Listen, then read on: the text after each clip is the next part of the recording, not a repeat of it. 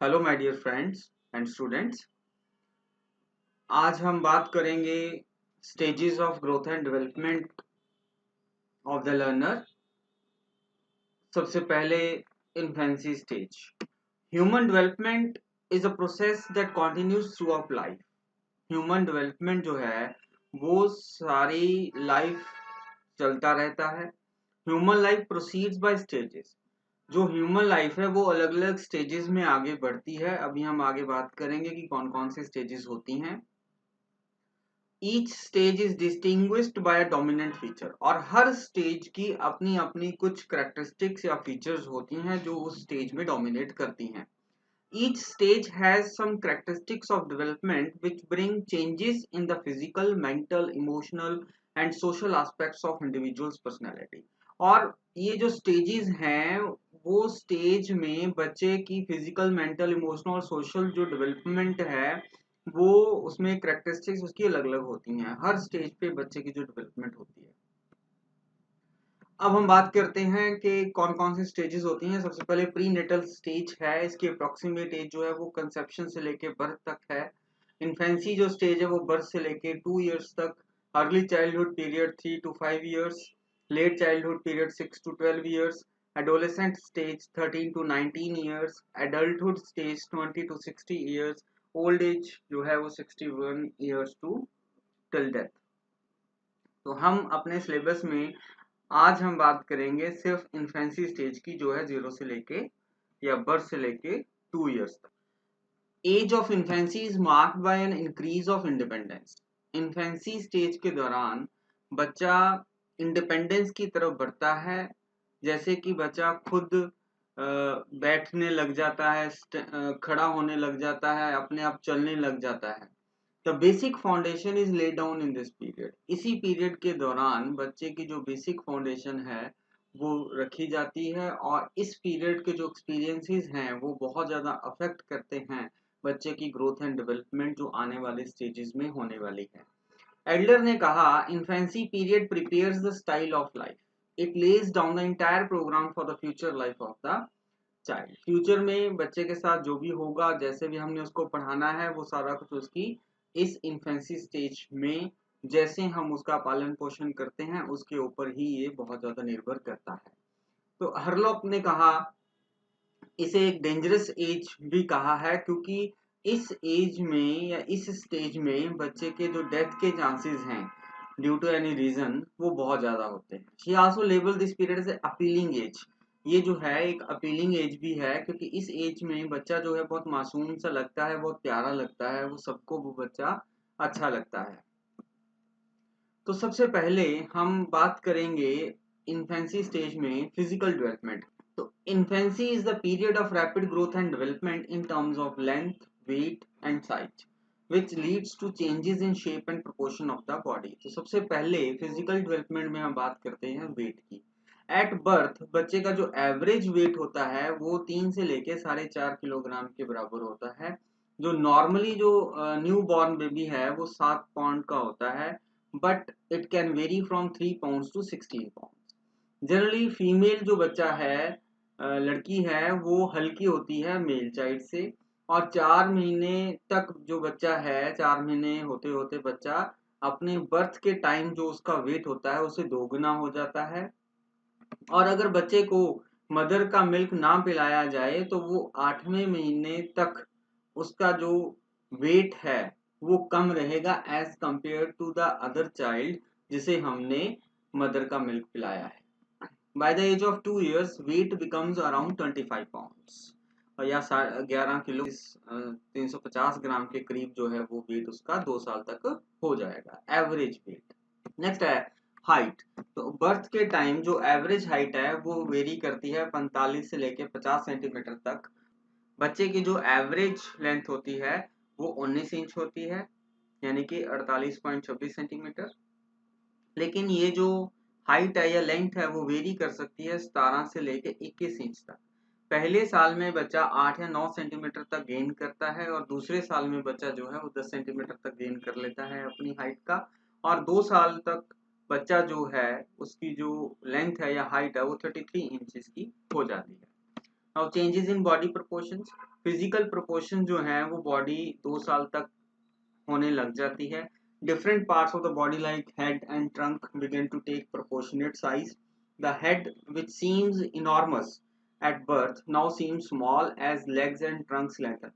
जन्म के समय जब बच्चे का सिर हमें बहुत बड़ा लगता है, लेकिन अब 2 साल के आते आते वो हमें नॉर्मल लगना लग जाता है, क्योंकि बच्चे की जो लेग्स हैं और गर्दन जो है वो अब लंबी हो जाती है और अपना जो प्रोपोर्शनेट जो साइज है वो अब अक्वायर करना वो शुरू कर देती है. It is because the body parts don't develop at the same speed. ये इसलिए होता है क्योंकि जो बॉडी के अलग अलग पार्ट्स हैं वो अलग अलग स्पीड पे बढ़ते हैं. टीथ, जन्म के समय बच्चे का कोई दांत नहीं होता है, लेकिन पहले 6 महीने में बच्चे का जो है वो पहला दांत आ जाता है. और जैसे जैसे बच्चा 1 साल का होता है उसके 4 दांत आ जाते हैं और 16 दांत टोटल 20 में से बच्चे के इन्फेंसी पीरियड में आ जाते हैं. मिल्की टीथ जो हैं वो ऐसा ऐसा गिरने शुरू हो जाते हैं जैसे जैसे बच्चा चाइल्डहुड की तरफ बढ़ता है और उसकी जगह वो परमानेंट टीथ आ जाते हैं. मिल्की टीथ जो है वो जनरली 20 होते हैं और परमानेंट टीथ 32 होते हैं. Bones and muscles development, bones and muscles development, rapid development in the bones and muscles होती है इस इन्फेंसी स्टेज के दौरान. At the time of birth जो मसल्स हैं वो 23.4% होता है टोटल वेट का. और वो ऐसा ऐसा जैसे जैसे बॉडी ग्रो करती है बच्चा डेवलप करता है वैसे वेट भी बढ़ता रहता है. With growth in the body weight muscles become lengthier, thicker and stronger. At the end of this stage, infant starts using his her fingers by holding things, sitting, standing, walking and running.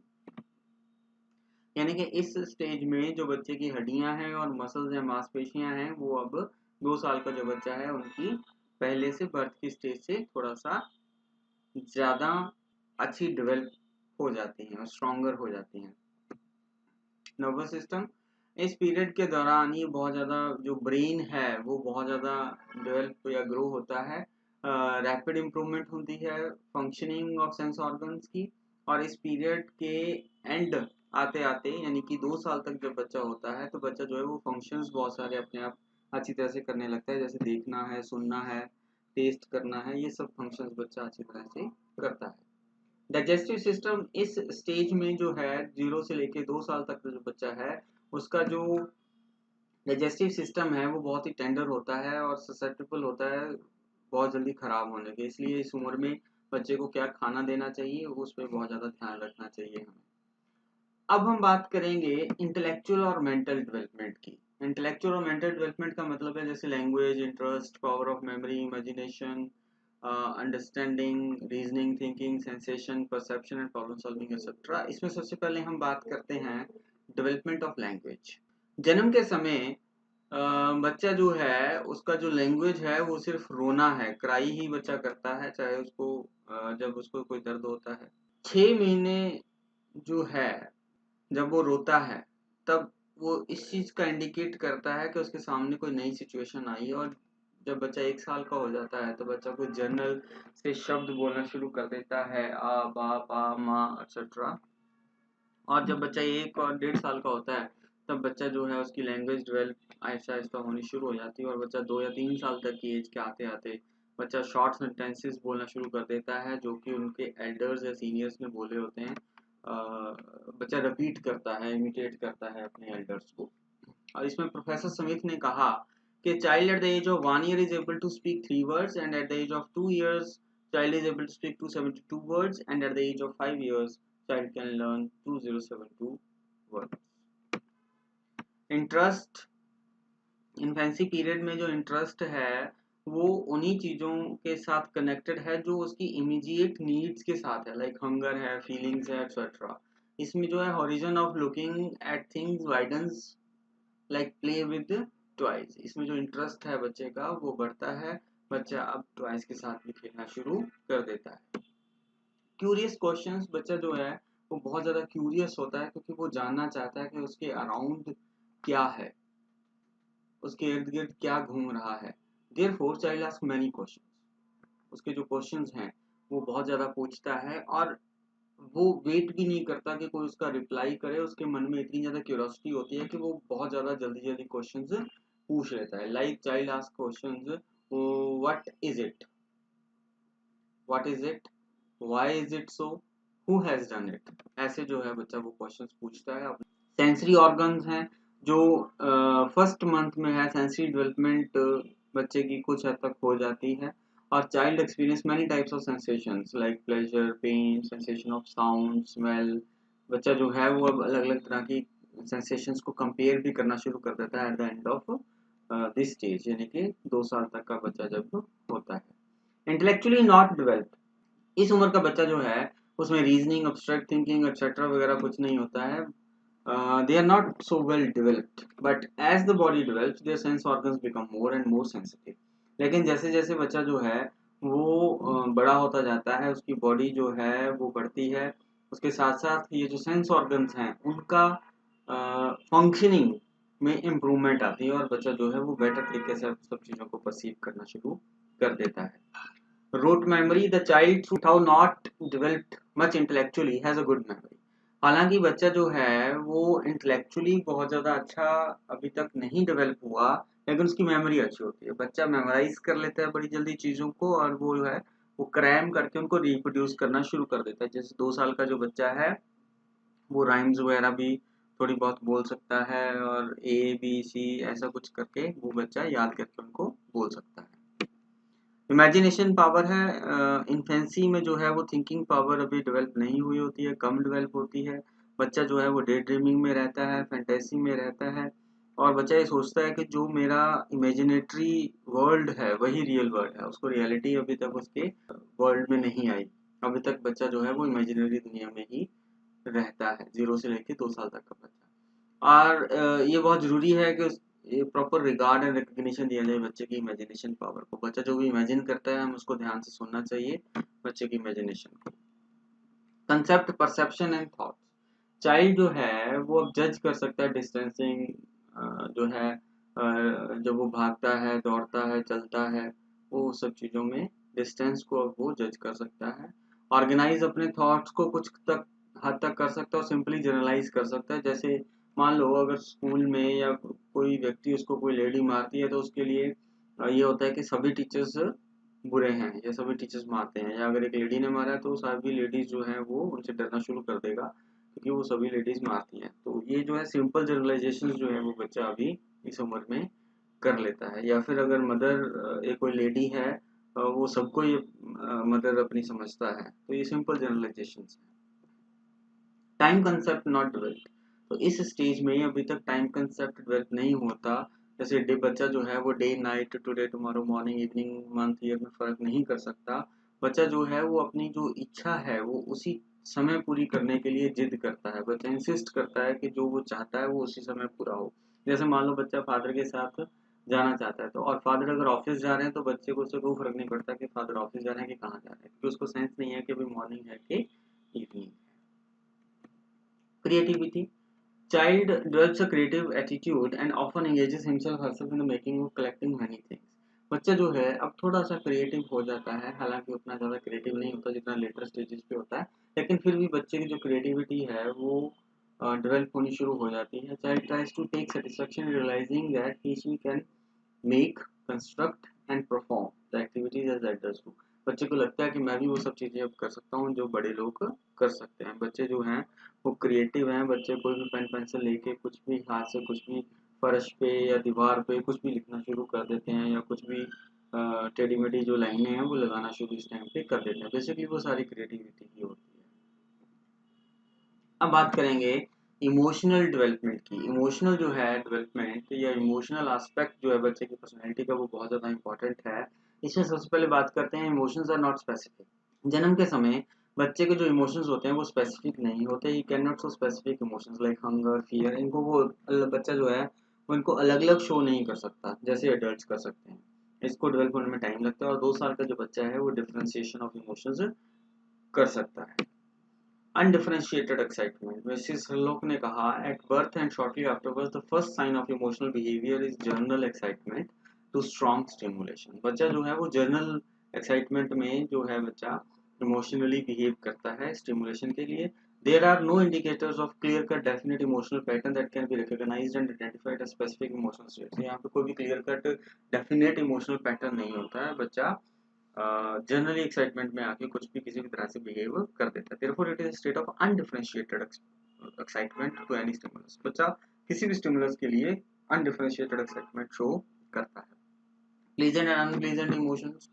Undifferentiated emotions जब खत्म हो जाते हैं उसके थोड़े time बाद when the general excitement becomes differentiated, अब जो जनरल एक्साइटमेंट थी वो डिफरेंशिएटेड हो जाती है और बच्चा जो है अब प्लेजर और पेन जो है, प्लेजेंट और अनप्लेजेंट जो है इमोशंस वो शो करने शुरू कर देता है.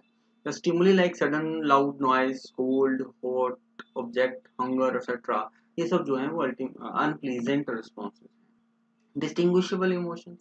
अब 6 महीने से पहले जो बच्चा है वो इमोशनल बिहेवियर जो है वो थ्रू प्लेजेंट अनप्लेजेंट रिस्पॉन्सेज से शो होता है, लेकिन 6 महीने के बाद नेगेटिव इमोशंस आने शुरू हो जाते हैं like fear, anger, jealousy.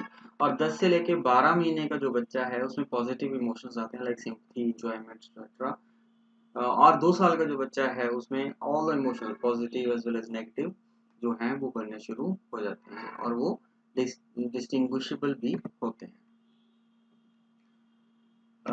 Anger इस स्टेज में बहुत ज़्यादा कॉमन इमोशन है. बच्चा जो है वो गुस्सा बहुत ज़्यादा करता है, स्पेशली जब उसको रिस्ट्रिक्ट किया जाए किसी काम करने से. बच्चे को लगता है कि मेरी फ्रीडम को जो है वो रोक रहे हैं, रिस्ट्रिक्ट कर रहे हैं मुझे. और कई बार बच्चा जो है वो अपना गुस्सा इसलिए भी दिखाता है ताकि वो अपने एल्डर्स से, एडल्ट से अटेंशन ले सके. जॉय, इमोशन ऑफ जॉय, इस स्टेज पे बच्चा बहुत ज़्यादा खुश होता है जब उस फेमिलियर फेसेस को देखता है. और अफेक्शन भी है बच्चा अपने पेरेंट्स के प्रति, जो भी उसका केयर कर रहा है उसके प्रति बच्चा अफेक्शन भी इमोशन जो है वो शो करता है. इमोशनल इंस्टेबिलिटी है. Child's emotions are marked by intensity, frequency and instability. Child has no control over his or emotions. बच्चे का अपने इमोशंस के ऊपर कोई कंट्रोल नहीं होता है. बच्चा जो बिहेवियर है या इमोशंस हैं वो छुपा नहीं सकता और वो ओवर्ट बिहेवियर होता है. बच्चे के इमोशंस बड़ी जल्दी उसके फेस पे, उसके बिहेवियर से, उसके आउटर पर्सनैलिटी में बड़ी जल्दी उसको दिखने शुरू हो जाते हैं. और ये जो इमोशंस होते हैं ये स्पॉन्टेनियस होते हैं, दैट इज नॉट प्लान्ड और कंट्रोल्ड. अब बात करते हैं सोशल डेवलपमेंट की. इसमें सबसे पहले आएगा सेल्फिश एंड अनसोशल. जो इन्फेंट है, बच्चा है, वो अभी इस स्टेज पे ईगोसेंट्रिक होता है और सेल्फिश होता है. बच्चा अपने टॉयज को शेयर नहीं करता किसी के साथ भी और बच्चा चाहता है कि सभी लोग जो हैं उसकी तरफ ही ध्यान दें और वो सब कुछ चाहता है, सबका लव, अफेक्शन एक्सेट्रा सब चाहता है. और बच्चा सेल्फ सेंटर्ड स्टेज पे होता है. डिपेंडेंस है. बच्चा जो है अपनी बेसिक नीड्स के लिए डिपेंडेंट होता है मदर, फादर और other members of the family के ऊपर. इन्फेंट हेल्पलेस होता है. बच्चा अपने आप मूव नहीं कर सकता स्टार्टिंग में. और फैमिली जो है वो बड़ा इंपॉर्टेंट रोल प्ले करती है बच्चे का सोशल एटीट्यूड और बिहेवियर को डेवलप करने के लिए. सेल्फ एसर्टेशन है. इसमें जो बच्चा है वो हेल्पलेस है एंड डिपेंडेंट है दूसरों के ऊपर. चाइल्ड सेल्फ असर्टिव है and tries to dominate his or elders. बच्चा जो है वो दूसरों के ऊपर डोमिनेट करने की कोशिश करता है. बच्चे को लगता है कि उसकी सारी जो विशेज हैं वो फुलफिल होनी चाहिए, जितने भी लोग उसके आसपास हैं वो सारे उसकी बातों को माने. चाइल्ड जो है वो प्रिंस और प्रिंसेस की तरह अपने आप को फील करता है और कहता है कि सभी सिचुएशंस में असर्ट करता है या अपनी बात मनवाने की कोशिश करता है. उसको लगता है कि सारे जने मेरी बात को मानना चाहिए सभी को. प्ले. 2 साल से पहले जो बच्चा है वो सॉलिटरी प्ले करता है, अकेला ही खेलता है, किसी के साथ कुछ शेयर नहीं करता. He she do not share toys with everyone, but at the end of this stage, child plays social games and also share toys. लेकिन 2 साल के बाद जो नेक्स्ट स्टेज आएगी या दो साल के आसपास जो बच्चा है अब वो दूसरों के साथ भी खेलना शुरू कर देता है. नेक्स्ट एंड लास्ट है मॉरल एंड एस्थेटिक डेवलपमेंट.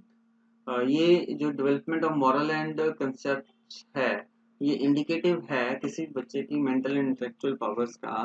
सबसे पहले इसमें हम बात करेंगे अमोरल स्टेज. अमोरल स्टेज का मतलब है चाइल्ड डज नॉट नो और रियलाइज दैट हिज और चॉइसेस हैज गुड और बैड इफेक्ट ऑन अदर्स.